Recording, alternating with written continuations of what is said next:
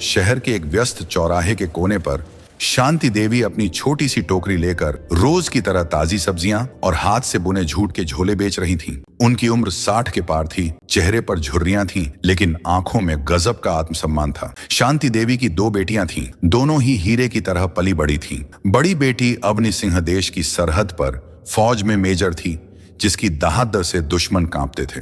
छोटी बेटी ईशानी सिंह इसी जिले की डिस्ट्रिक्ट मजिस्ट्रेट यानी डीएम थी, जिसका नाम सुनते ही भ्रष्ट अधिकारियों के पसीने छूट जाते थे। शांति देवी को अपनी बेटियों पर बहुत नाज था। जब भी कोई ग्राहक पूछता, अम्मा आपकी बेटियां क्या करती हैं, तो उनका सीना गर्व से चौड़ा हो जाता। वह बड़े प्यार से कहती, एक देश की रक्षा करती है और दूसरी जिले की। लेकिन शांति देवी आज भी कभी कभी बाजार में अपनी टोकरी लेकर बैठ जाती, ताकि उन्हें अपनी मेहनत की कमाई का स्वाद मिलता रहे। पर उन्होंने अपनी बेटियों को कभी नहीं बताया कि वे आज भी धूप में बैठती हैं। सब कुछ ठीक चल रहा था। तभी एक पुलिस इंस्पेक्टर, जिसका नाम विक्रम राणा था, अपनी सरकारी जीप से वहां आया। उसने जीप सड़क किनारे रोकी और सीधा शांति देवी की टोकरी के पास आकर खड़ा हो गया।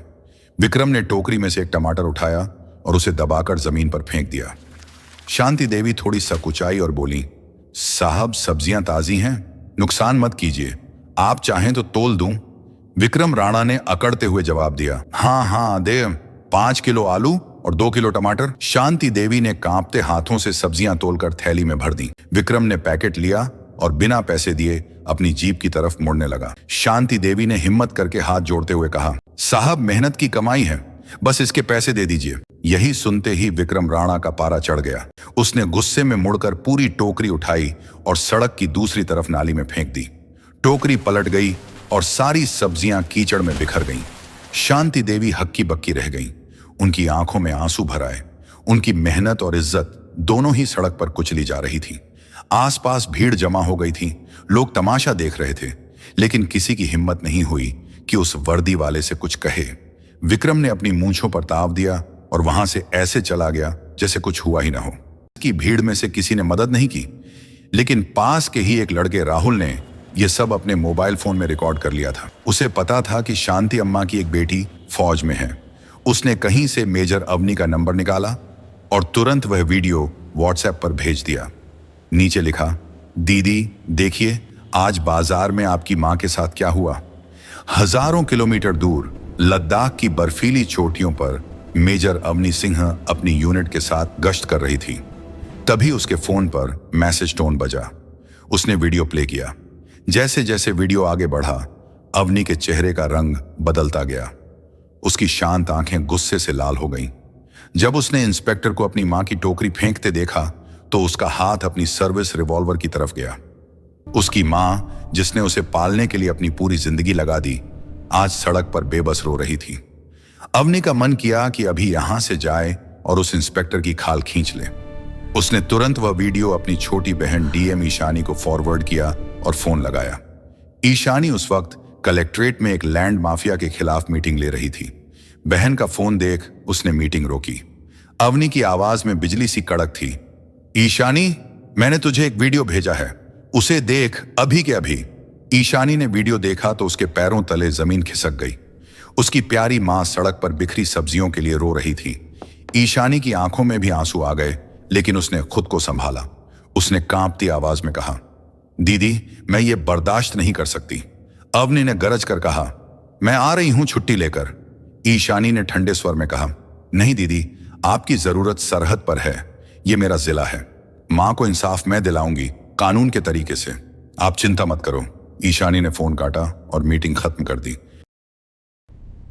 ईशानी अपनी सरकारी गाड़ी में नहीं, बल्कि एक साधारण टैक्सी में बैठकर अपने पुराने घर पहुंची।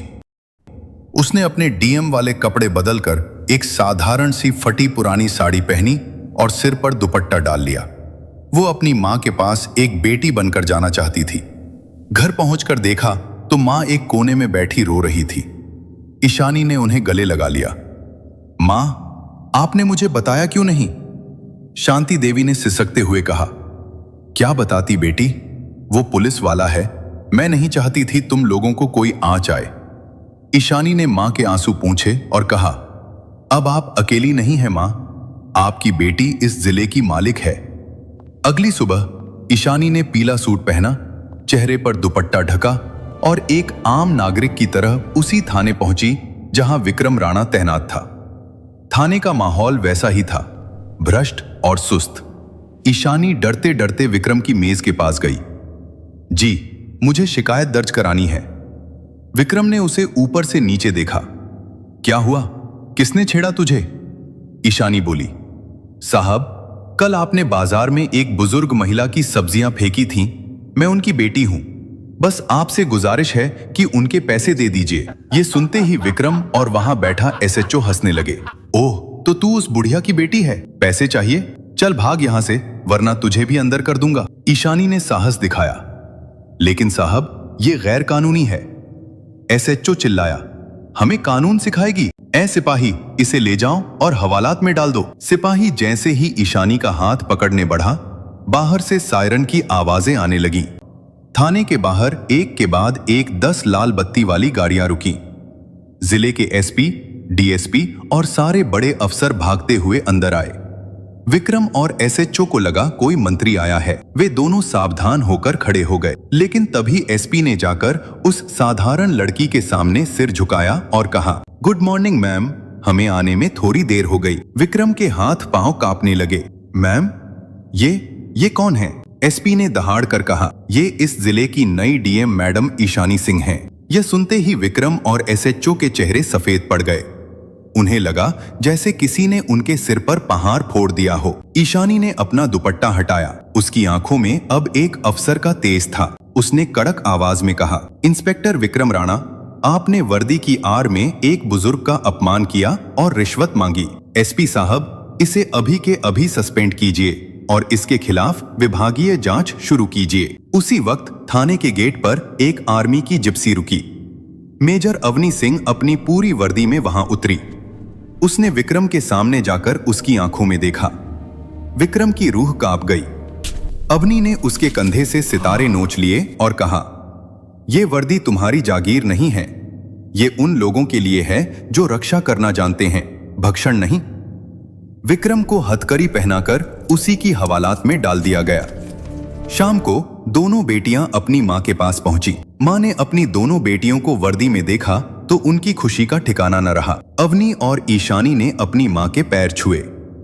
अब शांति देवी को बाजार में बैठने की जरूरत नहीं थी, लेकिन उस दिन से पूरे जिले के पुलिस वालों को एक सबक मिल गया था कि फुटपाथ पर बैठने वाला हर इंसान बेसहारा नहीं होता। यह कहानी पूरी तरह से काल्पनिक है। इसका उद्देश्य किसी व्यक्ति या संस्था को ठेस पहुंचाना नहीं, बल्कि न्याय और नैतिकता का संदेश देना है।